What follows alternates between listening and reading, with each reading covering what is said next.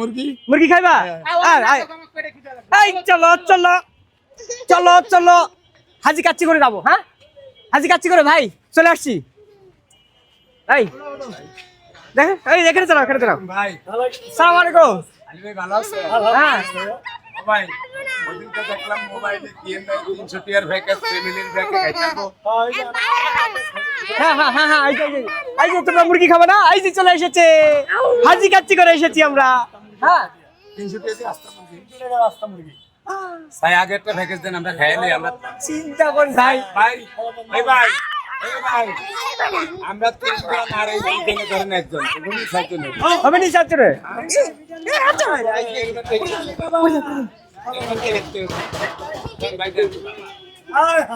আয় হায় এই চলো চলো চলো চলো আমরা খাবো আমরা খাবো।